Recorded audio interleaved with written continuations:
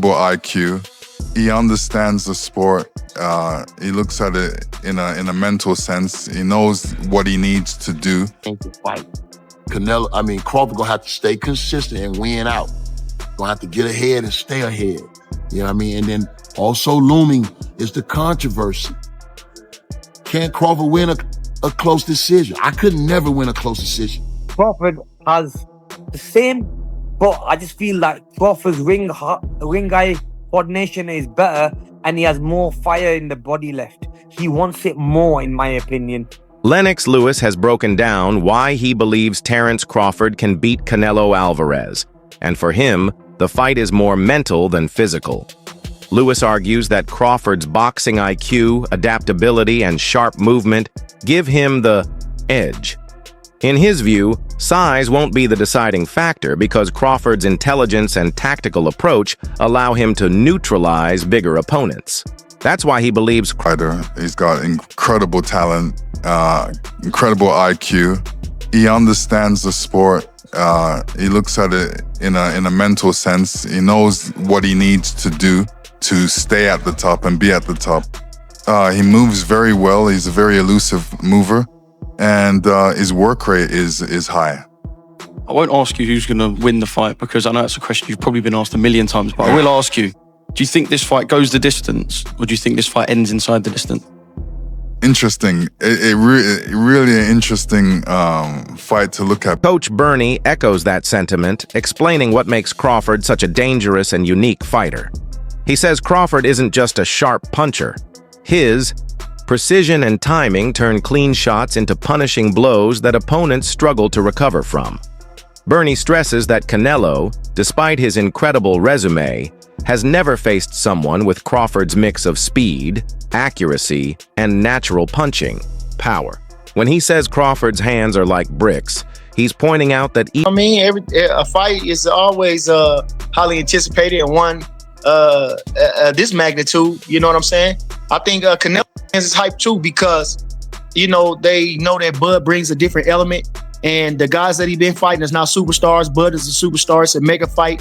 It's an underdog fight, And like I said, I'm sure they anticipate, he has trouble with movers and slick boxers and stuff like that. So they're trying to see how he deals with that, Bud fans is, understandable. Canelo got the power, he got the experience, and he's one of the faces of boxing, and so it just breeds anticipation. Want to see somebody do something great, and I think that's what everybody mostly counting on. It's a lot of hate though. A lot of people want to see us lose, and the real ones want to see us win. You know what I mean? But all in all, this has built enormous anticipation among fans.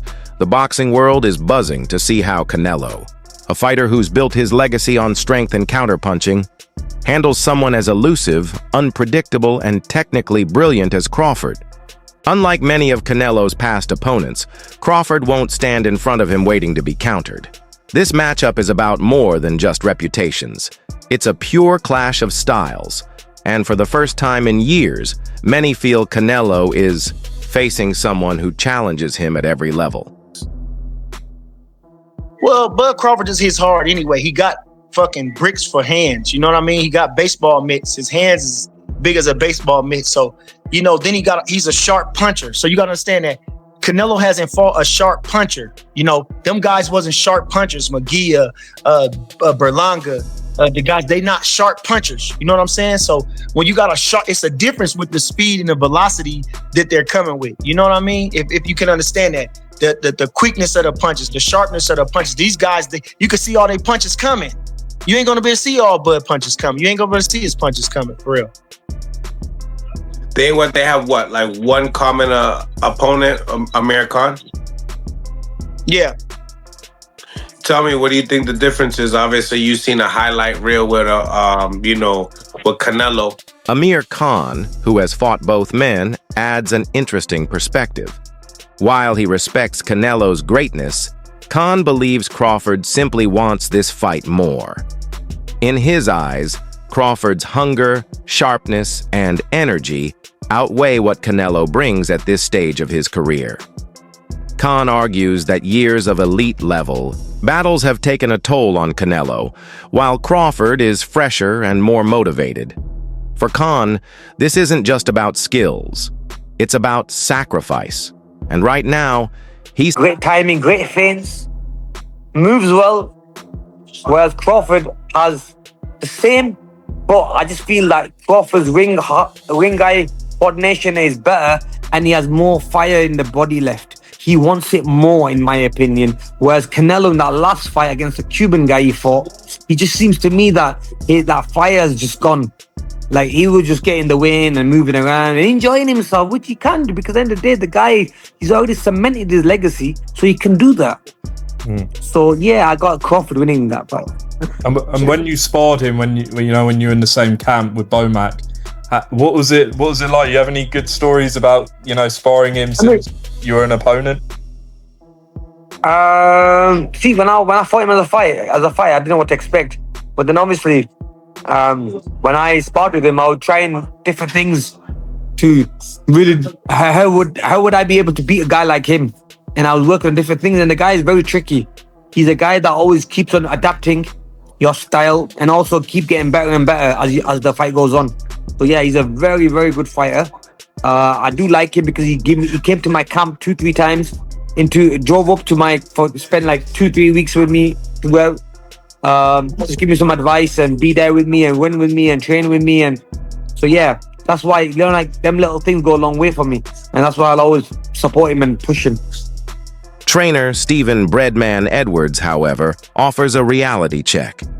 He points to Canelo's decision to spar Jaron Boots Ennis, one of the most talented fighters today, as a smart but symbolic move.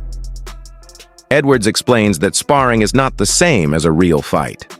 Fighters spar to test strategies, gain experience with styles, or send a message. For Canelo, working with Ennis may create the perception he's preparing for Crawford's style, but Edwards stresses it doesn't replicate charm and don't do nothing in camp and then go look like $1 million in the fight. That's why fighters spend the kind of money they spend on sparring partners, because getting the look or stimulating the intensity of how a fight is going to be is how you prepare for a fight. And the most important part of camp is sparring. So it didn't make me say that Canelo was going to win the fight, but it did make me say, damn, he's taking this fight serious, and that's a real good look. I respect the fact that he went out and got the best possible sparring he could find for Crawford to win this fight. I even respect when he did it, because if he would have got Boots early in camp, Boots would have probably beat his butt. You know what I mean? When you first come to camp and you're not sharp. So he got him a few weeks in the camp where maybe, what's how many weeks left for the fight? About 3 weeks left for the fight. This usually your peak time. So he got him about 3 weeks left in the camp so he can handle the work. Because again, you've been up to Philly and you've seen the work. Boots don't have bad days in the gym. He stays in the gym all the time. Yeah. So like you could just get him off the streets and he'll go 10 or 12 rounds in the gym. He don't have bad days. I'm not just bragging. I'm not bragging about a kid that I don't train or he's not my son. I'm just telling the truth. Like, I haven't seen him have like the off day in the gym in like 10 years. You know how sometimes a guy don't look good and you be like, oh, okay, he not doing his best. He really don't have them days. You know what I mean? And the crazy part about it is he does more than 3-minute rounds and he never sits down. Like, never. Still, the symbolism of sparring Ennis is clear. Like Crawford, Ennis is fast, versatile, and can switch stances. By sharing rounds with him, Canelo was likely searching for a glimpse of Crawford's rhythm and unpredictability. But analysts agree, no sparring partner can fully mirror Crawford's timing, adaptability, and fight IQ. More than anything, this move shows that Canelo is taking the challenge seriously, but it doesn't guarantee he has the formula to win. Moves, as Canelo's maybe not had as much experience with that since moving to 168. Usually he's the smaller guy fighting some of the bigger guys. But that's not all this is. This is a message that Canelo is looking to replicate exactly what Terence Crawford, his arsenal, has in his tool set, because everybody has wanted to see the Boots Ennis Crawford fight because it's a stylistic matchup that is very interesting. Both guys fight out of both stances. That's right. Boots will fight out of southpaw and orthodox. Both guys are very good using their defense to create offense. Boots, one of the best at being able to do it out of both stances, has a beautiful check hook. Out of southpaw, fighters throw their left hook. He comes over the top with his. And why would Canelo be looking for someone that could throw a beautiful lead hook and a backhand as a counter punch, rolling with their defense back to their offense? Oh, wait, because that's what Terence Bud Crawford does so well. Boots is explosive. He's got great counter punch timing. He's got good awareness. His feet are good. He can walk you onto punches. He can lead the dance, not just looking for his counter punches, but